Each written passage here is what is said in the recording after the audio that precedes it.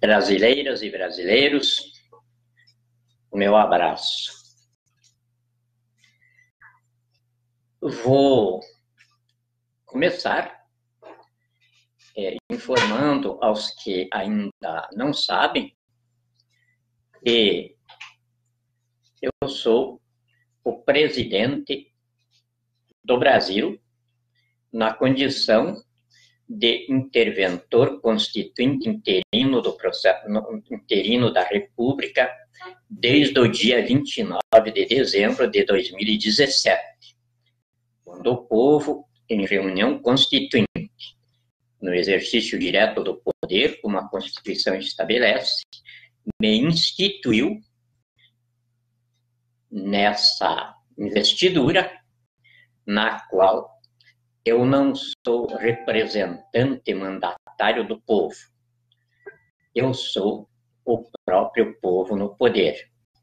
E nesta condição, é claro que eu sou o primeiro peão do povo, o empregado número 1 da nação.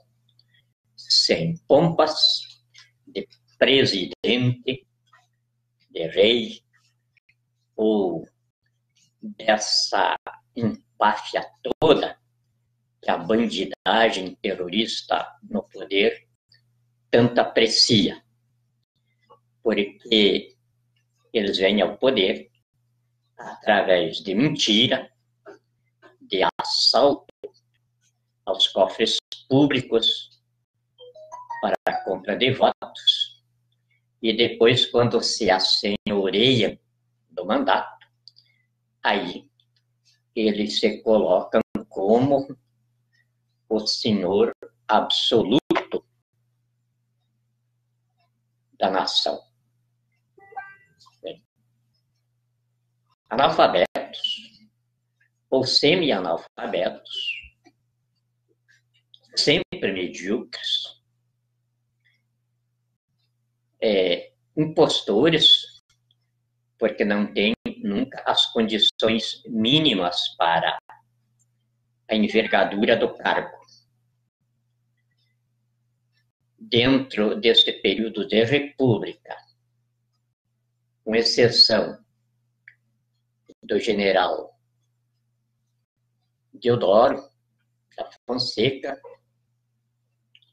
general Hermes da Fonseca, do doutor Getúlio Vargas, do doutor Juscelino Kubitschek de Oliveira, o mais tudo, não tinha condição para ser o magistrado supremo da nação. E por isso, o Brasil é um país de terceiro mundo, subdesenvolvido, enquanto os Estados Unidos da América, com a mesma idade, são a superpotência do mundo,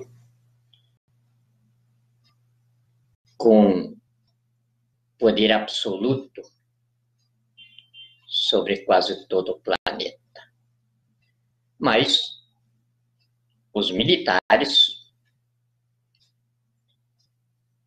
ao encerrarem o período do regime de 64 a 85, produziram, por missão a mim confiada na Assembleia Nacional Constituinte, combinada com o saudoso estadista Dr. Ulisses Guimarães, produzimos a Constituição do Brasil, que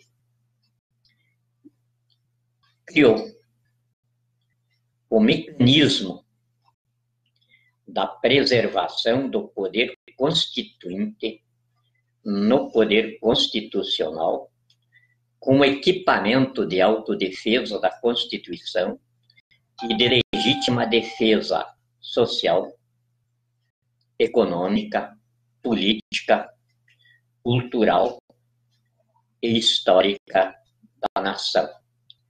É o momento que nós estamos vivendo. A partir de 2004, eu fui chamado a Brasília para encontrar um meio de preservar o Lula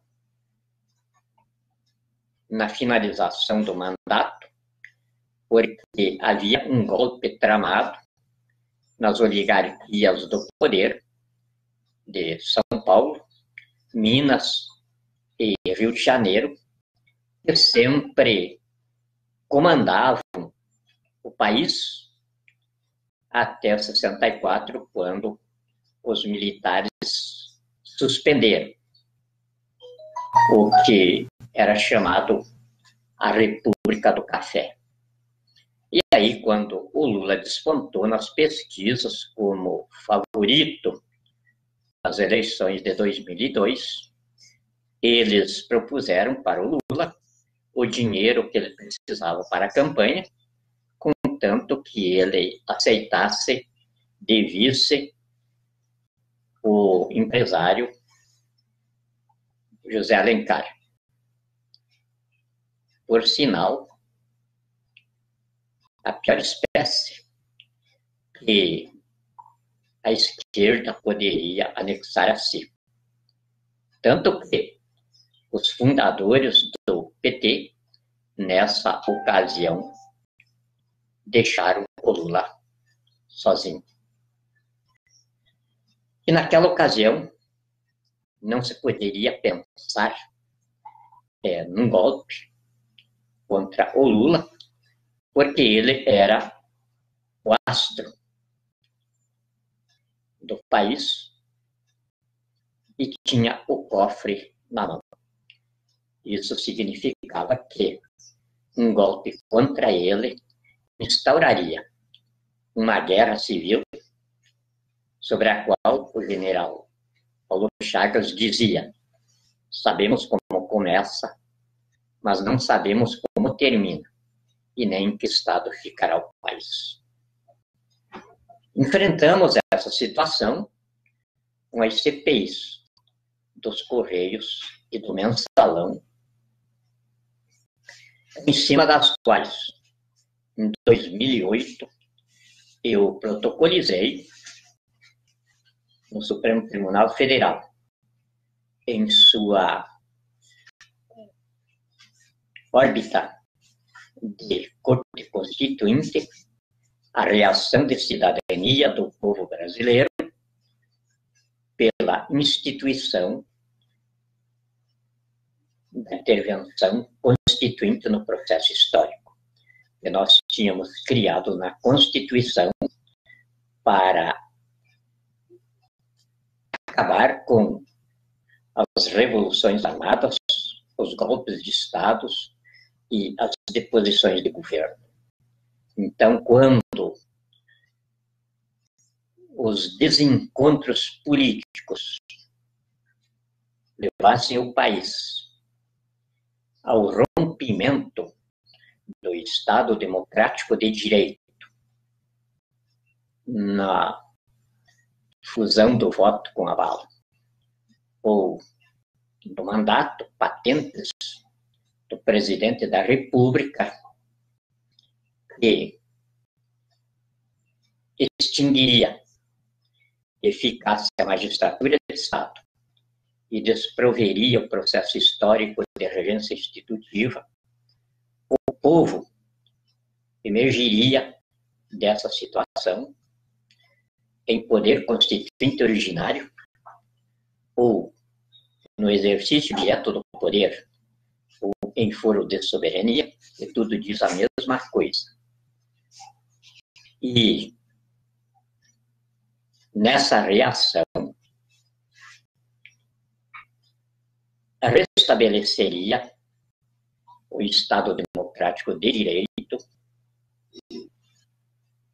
evitando a Revolução Armada, porque nessa condição as Forças Armadas apenas executam a intervenção constituinte como decisão forense do povo no exercício direto do poder. Não se caracteriza ditadura militar. E o interventor que assume, no caso, é sempre um civil. Na situação, coube a tarefa a mim, mesmo que eu jamais tivesse um dia pensado nessa situação. Mas, envolvido nos destinos da minha nação, desde 1969, quando o saudoso e invulgar estadista, o general Golbery Couto Silva, me convidou para fazer parte na assessoria de inteligência privativa da presidência da República, sob o comando dele. Eu não consegui mais sair fora desse destino. O presidente Ernesto Geisel me encarregou de fazer a abertura da imprensa. Uma tarefa dificílima, porque não tinha nada para ser aberto na imprensa. A imprensa brasileira era absolutamente aberta, mas havia a covardia, como está existindo agora, que confundia com censura, enfim, saíam as histórias mais controversas contra os governos militares. Seguido a isso, meu querido e saudoso amigo, o general João Figueiredo, me encarregou de fazer a redemocratização do país, que, aliás, foi ele que promoveu, mas me solicitou a fórmula legal que ele pudesse sair do poder com a redemocratização instalada. E aí, com o meu saudoso amigo e colega Dante de Oliveira, elaboramos a emenda constitucional, que nós sabíamos que não ia ser aprovada, mas ia fazer o que o presidente Figueiredo queria: a abertura política da qual nasceria a democracia sonhada pelas Forças Armadas. E aí, em 1987, fui chamado para desempenhar uma missão espinhosa e que eu jamais imaginava que um dia estivesse ao meu encargo, que era ajudar a escrever a Constituição da República, porque a Assembleia Nacional Constituinte, eleita para isso, não tinha condições mínimas para a tarefa. É tanto que a Constituição foi produzida pelas Forças Armadas por mim, Ulisses Guimarães, Afonso Arino, Teotônio Vilela e esqueci o nome do outro. Para executarmos a tarefa,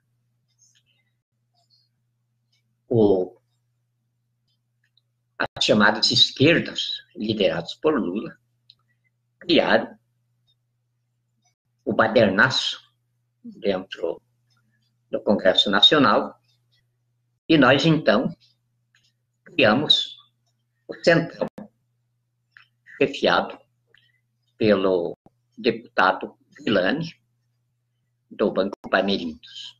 E aí eles ficavam naquele rolo, entre eles, enquanto nós trabalhávamos no texto. Eu não fiquei em Brasília, por estratégia e para que permanecesse absolutamente impessoal e isento, eu me mantive em Curitiba, onde desempenhava as minhas funções no mundo da inteligência, fazendo assessoria ao governador do Paraná e Assembleia Legislativa. Assessoria de fachada, que a gente faz na profissão que eu exerço. Com esta apresentação, o mínimo, porque eu tenho mais medalhas e diplomas honoríficos do que o tamanho do meu peito para pendurá-los. Membro da Academia Municipalista de Letras do Brasil e de várias outras instituições de cultura e de ciência. Cidadão honorário da cidade de Paris e por aí afora. Mas sempre fui avesso ao estrelismo, aos palcos, porque como produto de laboratório, construído para destruir, ou ajudar a destruir na equipe respectiva, a cortina de ferro, a Guerra Fria, a União Soviética, era desprovido tanto de suscetibilidade quanto de empolgações de plateias. Tanto que, quando nós fomos declarados aptos ao campo de trabalho, o instrutor,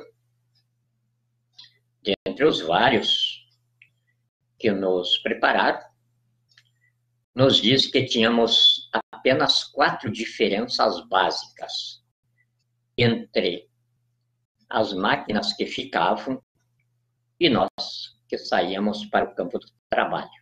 No mais, éramos todos absolutamente iguais. Mas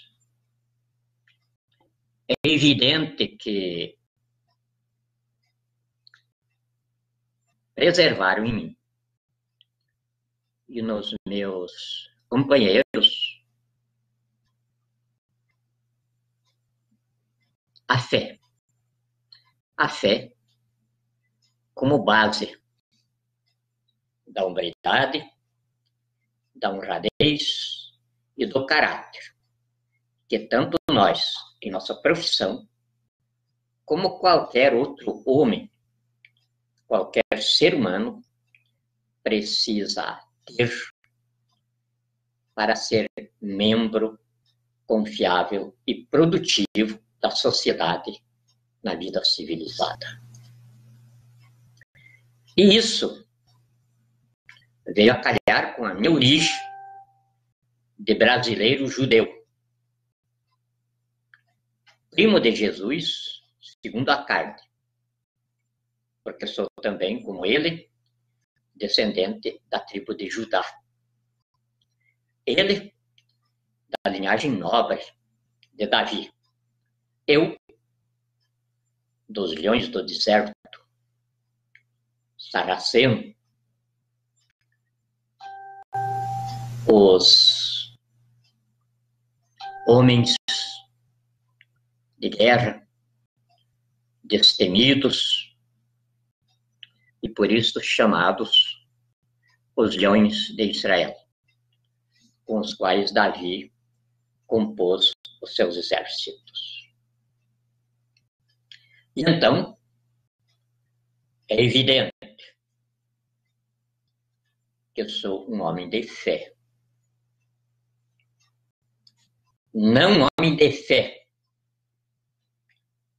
porque tenha sido criado dentro da doutrina cristã, mas um homem de fé, porque sou cristão, feito pela ciência que demonstra a evidência inegável da presença de Deus no universo e em meio à espécie humana, tão presente, tão atuante, que as escrituras sagradas estabelecem a sua presença em justiça,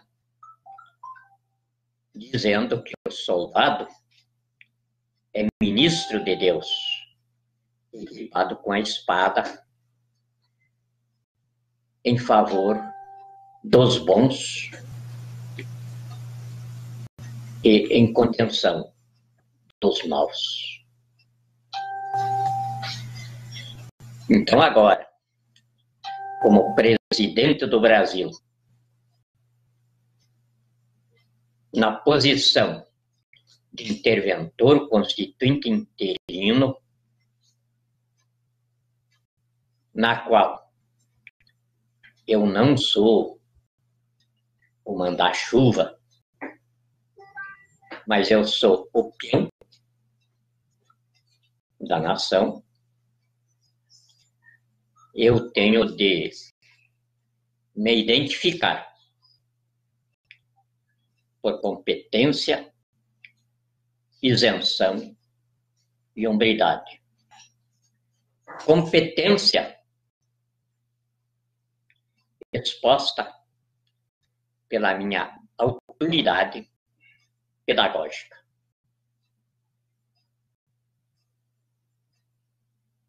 Isenção pela minha capacidade de desempenho da investidura pelo domínio completo da vida civilizada. E hombridade por conhecer com profundidade a dinâmica da vida inteligente.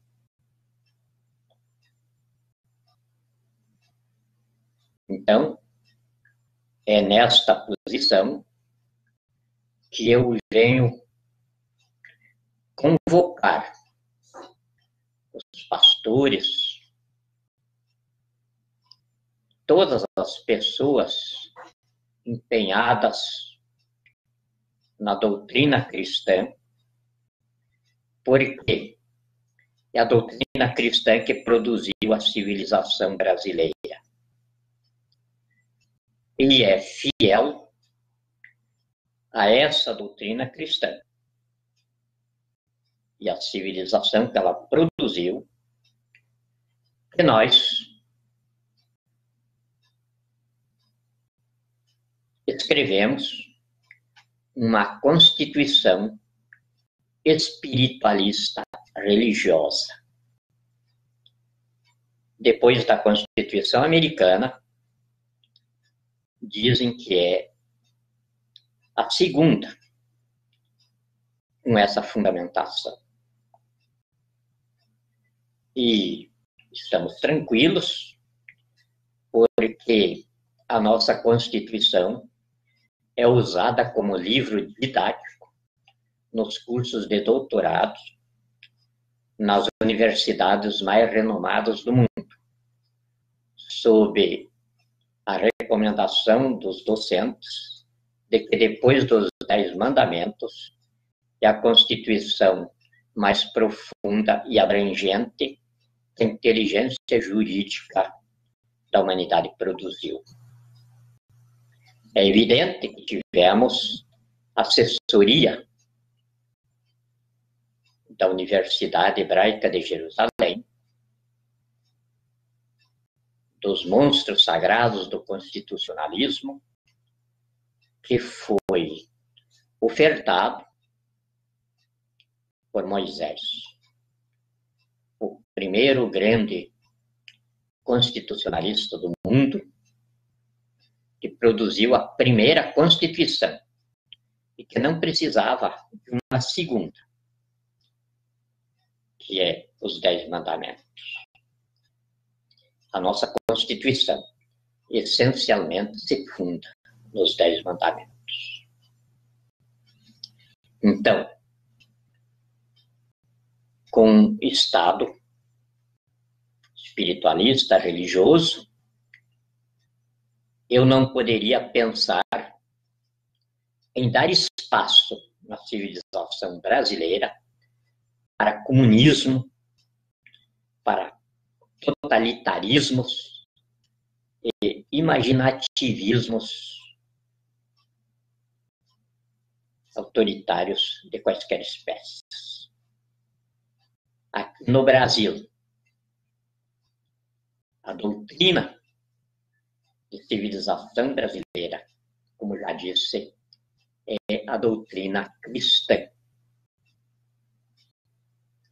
Desde o dia 26 de abril de 1500, quando o Frei Henrique de Coimbra,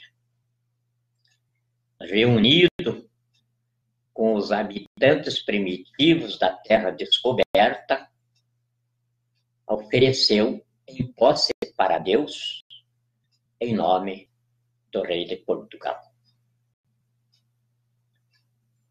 Pode parecer um pouco estranho que já passassem 518 anos, parecendo que Deus não aceitara a oferta. Engano. Jesus nos informa que 1000 anos de Deus é um dia nosso. Então, Deus deixou que nós, durante meio-dia, miscigenássemos aí do jeito que fizemos. Fundimos aqui em nossa miscigenação todas as raças, todas as cores, todos os estilos biológicos humanos e produzimos a raça brasileira sem raça, o povo brasileiro sem origem. E então, uma raça sem raça, um povo sem origem, é evidente que é o povo de Deus, porque a sua origem só pode ser Deus. E então, depois de meio-dia, ele está reunindo agora o seu povo para dar início à civilização cristã, que ainda não está totalmente definida. E eu entendo que tudo tem propósito. No Apocalipse, João adverte sobre este momento, dizendo que a escola da conciliação que Jesus ofereceu ia ter um momento em que a civilização que ela projetasse iria encerrar as suas formulações políticas, pressionada pelo crescimento demográfico, a descoberto de amparo econômico de sobrevivência. Isso iria provocar o processo das transformações sociais. que iriam trazer de consequência o descrédito das doutrinas, das ideologias e da própria religião. Nesse descrédito, a humanidade ia ficar praticamente sem cérebro. Era a idade da besta, a era da besta. E a era da besta, diz o Apocalipse, se identifica pelo embotamento da inteligência e o predomínio da emoção sobre a razão. A tal ponto que ninguém ia saber comprar e nem vender nada se não tivesse o número da besta. E o número da besta é 666. Como o Apocalipse foi escrito no aramaico, e o aramaico era uma língua numérica ao invés de verbal, há pouco tempo é que se decifrou 666. Quer dizer, o blá blá blá, a verborragia, a conversa sem conteúdo, sem informação, a propaganda de consumo. E é o que impera hoje, no mundo inteiro, e com especial ênfase no Brasil. E aqui no Brasil, com uma presença maligna extraordinária. Estamos hoje com um bandido, terrorista, apátrida, genocida, ladrão do país, estelionatário, Michel Miguel Elias Temer Lula, mestre da maçonaria satânica que se mistura com a magia negra.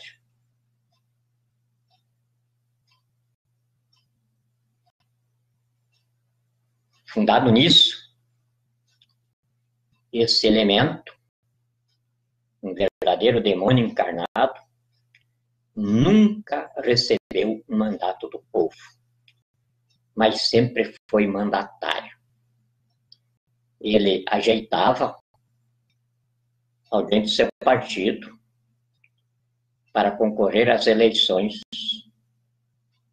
com ele, e aí o companheiro vencia as eleições, ele ajeitava um cargo no governo estadual, no governo federal, e assumia de suplente. Assim, ele também foi suplente na Assembleia Nacional Constituinte. E assim ele fez com Lula e Dilma. Ele só não deu o golpe na Dilma no primeiro mandato, porque a Dilma ainda estava usufruindo dos bons frutos da política econômica e a equipe econômica de técnicos trazidos por Fernando Henrique Cardoso tinha conseguido promover, acabando com a inflação e colocando o país em bases de produção e de mercados sólidos. E aí começou a dar resultados a partir de 2002. E a Dilma, apesar do baque do sistema financeiro internacional em 2008, com o esvaziamento do laço de conversão do dólar, a economia brasileira ainda se superou pelos mecanismos artificiosos que Manteiga, Meirelles usaram. E então, Temer não conseguiu enfraquecer a Dilma ao ponto dele lhe dar o golpe.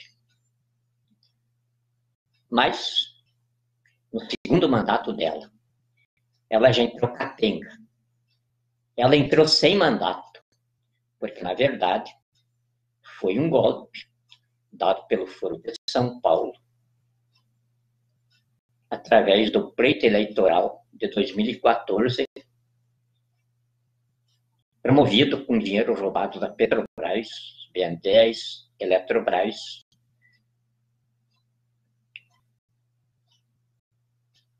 e cofres públicos e do povo.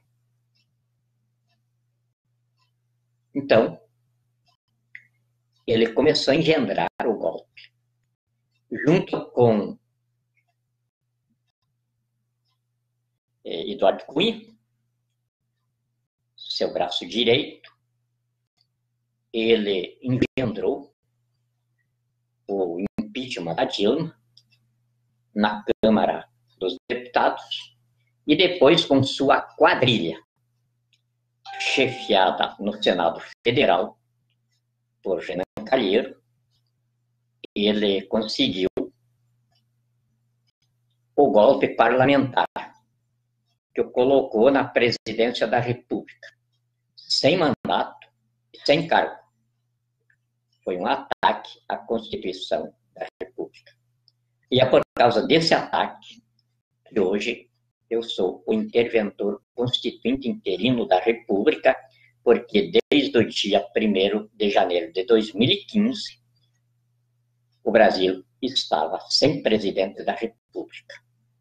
A partir do dia 29 de dezembro de 2017, foi que o povo, no exercício direto do poder, sanou essa vacância comigo.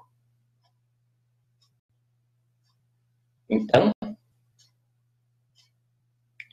estou assentando a convocação às igrejas cristãs, pelos seus pastores, seus diáconos, para se agregarem à convocação que eu fiz aos caminhoneiros e transportadores do Brasil, que já estão em campo, no cerco ao país de desabastecimento. Fizemos esta escolha entre o ataque ao Palácio do Planalto para prender o bandido Michel Temer por ação armada, que não faz o meu gênero e nem a tradição de fraternidade da nação brasileira. Então, escolhemos, nos rigores da guerra, o que seria menos agressivo, de menos consequência de feridas para a nação. E nos pareceu que o cerco ao país de desabastecimento era e é o instrumento mais razoável para que a Polícia Federal, que está com o decreto de prisão do Temer já há 2 meses e ainda não executou, sem nenhuma razão constitucional para isso, execute esse decreto. E assim que o decreto estiver executado, imediatamente levantaremos o cerco. Mas deixei agora para o finalzinho, para que todos os senhores e as senhoras cristãos fixem bem e comecem a falar nisso deste momento em diante, que é os chips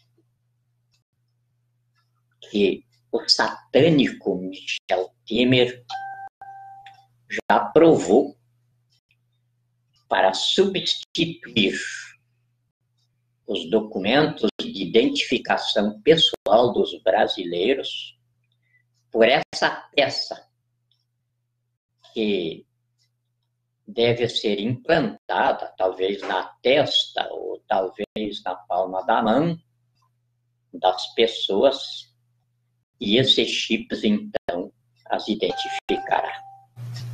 Isso aí não nos deixa dúvida nenhuma de que Michel Temer é um demônio encarnado,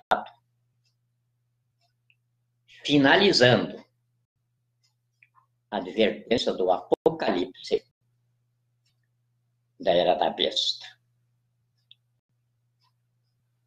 E isso nos apressa para fazer a prisão dele, porque estamos livrando a civilização espiritualista religiosa brasileira do domínio do diabo. Esses chips vêm sendo assunto nos meios teológicos e científicos já de longa data. Mas não se esperava que ele acontecesse aqui no Brasil. Então eu acredito, senhores padres, senhores pastores, senhores apóstolos, que não se precisa dizer mais nada. Vocês estarão conosco, porque vocês são o para-choque do povo brasileiro no poder. E se o para-choque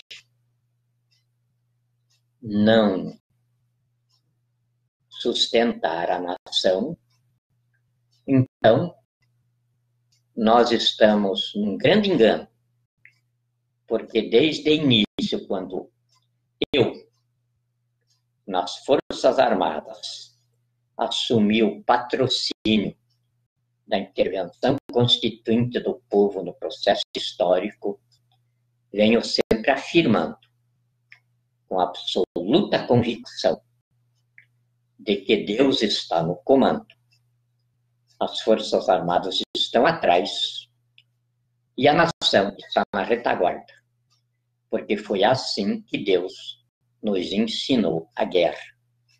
Foi assim que Moisés a praticou. Foi assim que Josué a praticou. Foi assim que Davi a praticou. E depois de bastante tempo,